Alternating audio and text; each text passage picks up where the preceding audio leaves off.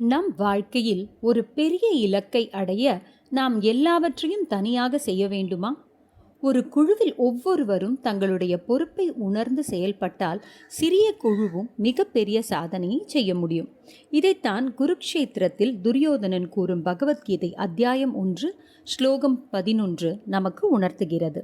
ஸ்லோகம்: அயனேஷு ச சர்வேஷு யதா பாகமவஸ்திதாः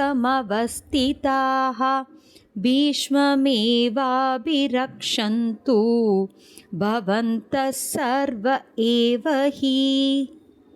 இதோட பொருள் என்ன? துரியோதனன் தனது வீரர்களிடம் கூறுகிறார், நீங்கள் அனைவரும் உங்களுக்கு கொடுக்கப்பட்ட இடங்களில் ஒழுங்காக நின்று எல்லா பக்கங்களிலிருந்தும் பீஷ்மரை பாதுகாக்க வேண்டும் என்று கூறுகிறார். காட்சியை கற்பனை செய்து பாருங்களேன்.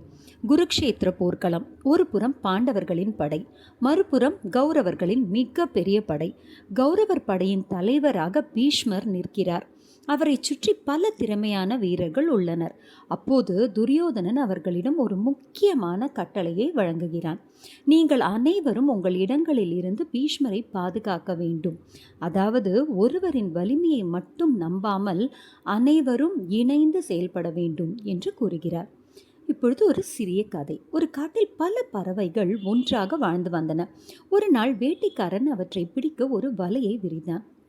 பறவைகள் வலையில் சிக்கிக்கொண்டன. ஒவ்வொரு பறவையும் தனித்தனியாக தப்பிக்க முயன்றது. ஆனால் யாராலும் முடியவில்லை. அப்போது வயதான பறவை ஒன்று கூறியது, நாம் தனித்தனியாக முயற்சி செய்தால் முடியாது. எல்லோரும் ஒரே நேரத்தில் சிறகடிப்போம். அனைத்து பறவைகளும் ஒன்றாக சிறகடித்தன. அந்த வலையை தூக்கி கொண்டு அவை பறந்தன. பின்னர் பாதுகாப்பான இடத்திற்கு சென்று வலையிலிருந்து தப்பித்தன. கீதையின் நீதி என்ன? இந்த கதையில் என்ன நமக்கு நீதி கிடைக்கிறது என்பதை பார்ப்போம். ஒற்றுமையாக செயல்பட்டால் நம்மை விட பெரிய பிரச்சனையையும் சமாளிக்க முடியும். கீதை நமக்கு சொல்லும் வாழ்க்கை பாடம் என்ன? உங்கள் பொறுப்பை உணருங்கள். குடும்பம், பள்ளி, அலுவலகம் எங்கு இருந்தாலும் என்னுடைய பங்கு என்ன என்று சிந்தித்து அதை சிறப்பாக செய்யுங்கள். ஒருவருக்கொருவர் துணையாக இருங்கள். நம்முடன் இருப்பவர் கஷ்டத்தில் இருக்கும்போது அது அவருடைய பிரச்சனை என்று விலகாமல் முடிந்த உதவியை செய்யுங்கள். குழு பணியின் சக்தியை புரிந்து கொள்ளுங்கள். ஒருவரிடம் திறமை இருக்கலாம், ஆனால் பலரின் திறமைகள் ஒரே நோக்கத்திற்காக இணைந்தால் மிகப்பெரிய மாற்றத்தை உருவாக்க முடியும். ஒழுங்கு முக்கியம். துரியோதனன் வீரர்களை அவரவர் இடத்தில் நிற்கச் சொல்கிறான். அதுபோல வாழ்க்கையிலும் திட்டமிடல், ஒழுங்கு, பொறுப்பு இருந்தால் குழப்பம் குறையும். இன்றைய கீதையின் சிந்தனை என்ன? உன் கடமையை செய். உன்னை சுற்றியுள்ளவர்களுக்கும் துணையாக இரு. ஒற்றுமையான முயற்சி எந்த சவாலையும் எளிதாக்கும். பொறுப்பு, ஒற்றுமை, ஆதரவு, ஒழுங்கு இவை நேர்ந்தால், அனைத்தும் சேர்ந்தால் ஒரு வலிமையான குழுவை உருவாக்கலாம்.